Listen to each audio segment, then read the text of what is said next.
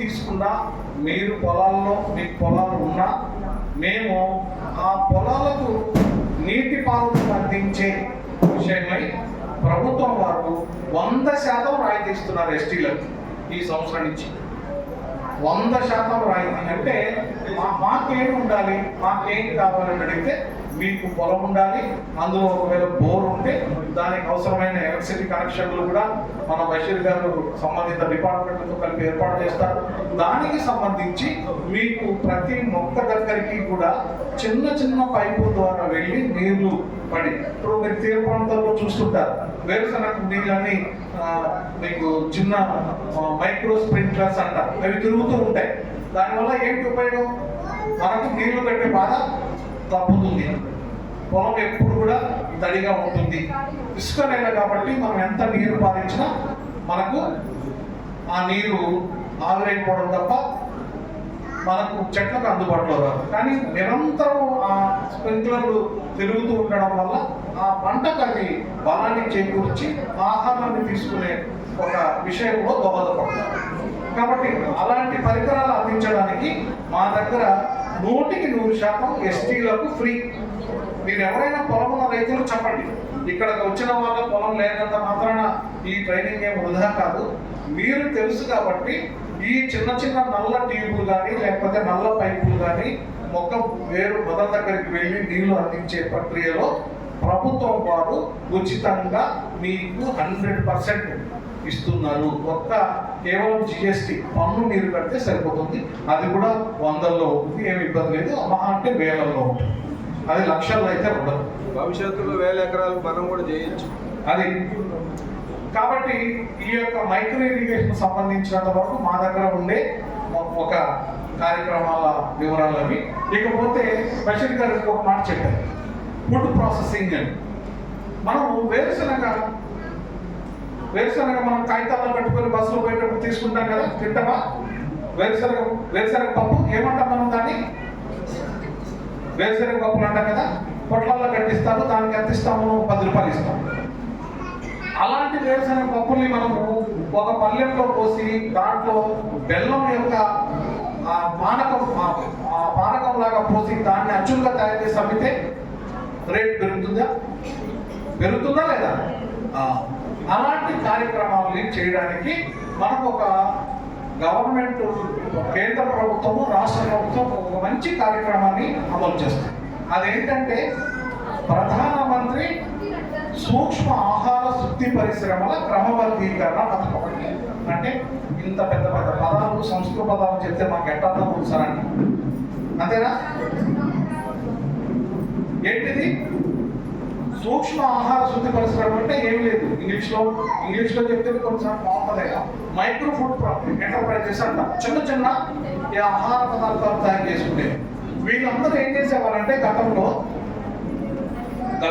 ఇప్పుడు కూడా ఎవరైనా కొంతమంది మీరు ఇళ్లలో చూస్తుంటారు, చెక్కలు తయారు చేయడం చూస్తుంటారు. కొన్ని చోట్ల మీరు చపాతీలు తయారు చేసుకొని ఇంట్లో ఉంటారు, కొన్ని చోట్ల మిక్చర్ తయారు చేసి ప్యాకింగ్ చేసి అమ్ముకునే వాళ్ళు ఉంటారు, కొన్ని చోట్ల ఈ యొక్క చట్నీలు అంటే పికిల్స్, పచ్చళ్ళు తయారు చేసుకొని అమ్మే వాళ్ళు ఉంటారు.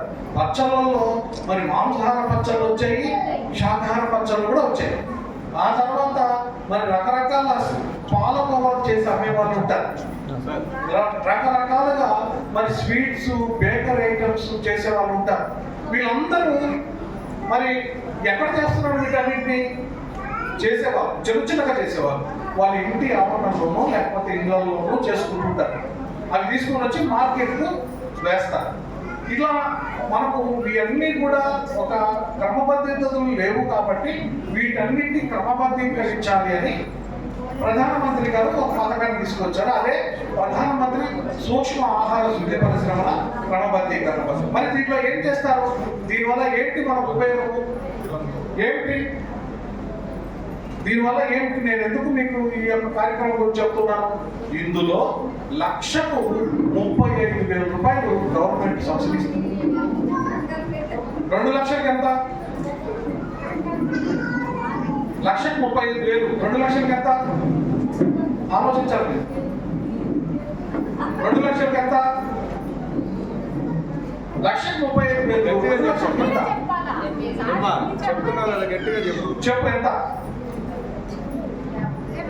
2 లక్షలకి ఎంత ఇస్తారు? 70,000. 3 లక్షలకి ఇంకొక 35 కలిపి 1,05,000.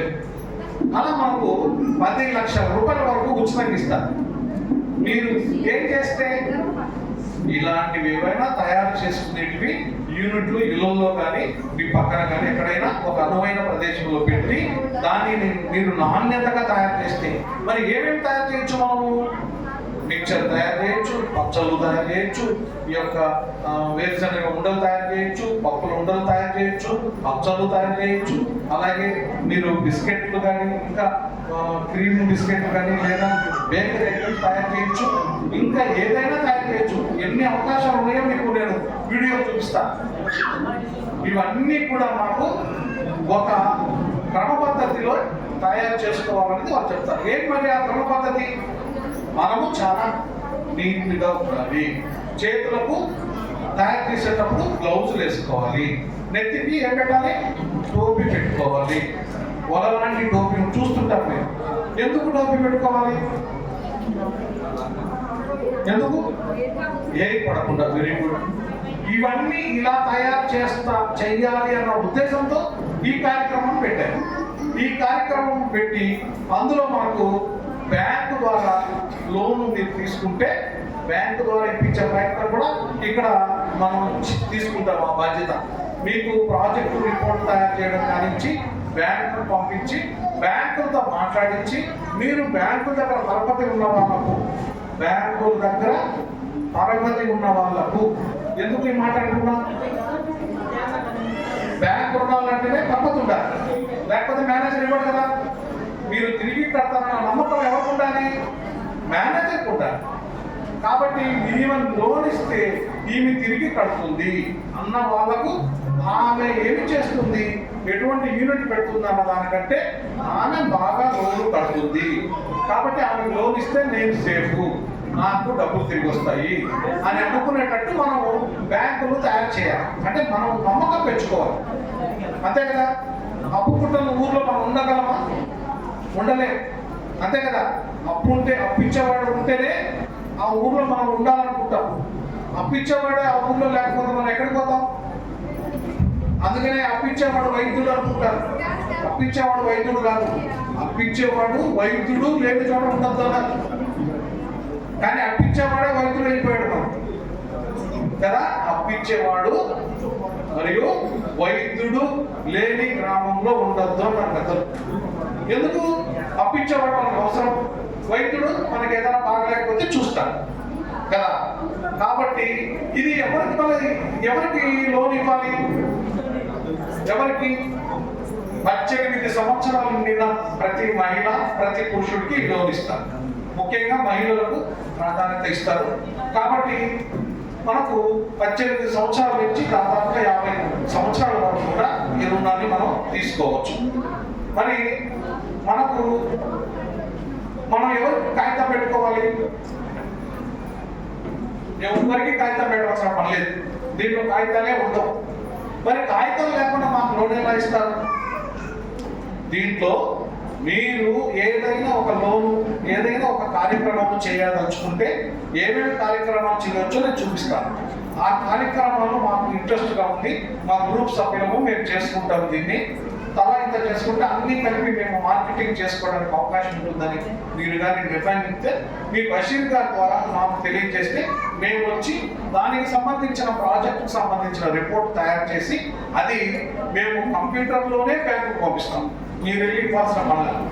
ఆ మేనేజర్ దాన్ని చూసి ఓకే చేస్తే మీకు ఆ యొక్క రాయితీ ఇస్తారు. మీరు రుణము కట్టంగా మిగతా రాయితీని తిరిగి కట్టక్కర్లేదు. అంటే 3 లక్షలు లోన్ తీసుకున్నారు అనుకుందాం. ఎంత వస్తుంది రాయితీ? 1,05,000 రూపాయలు ఫ్రీ. సరే, మీకు 3 లక్షలు లోన్ ఇచ్చాడు, మీరు 2 లక్షలు దాకా కట్టేశారు. ఆ చివరి 1,00,000 రూపాయలు కట్టక్కర్లేదు. అంటే 2 లక్షలే అప్పుడు మిగులుతుంది. మీకు ఏదైతే మీకు 3 లక్షలకి వాళ్ళు వడ్డీ వేస్తే మీకు ప్రభుత్వం ఇచ్చే 1,00,000కు వడ్డీ వేసి ఇవ్వాలి. లేదు 2 లక్షలకే వడ్డీ వేస్తే ఆ 1,00,000కు వడ్డీ తీసుకోవాలి. ఇదన్నమాట వివరాలు.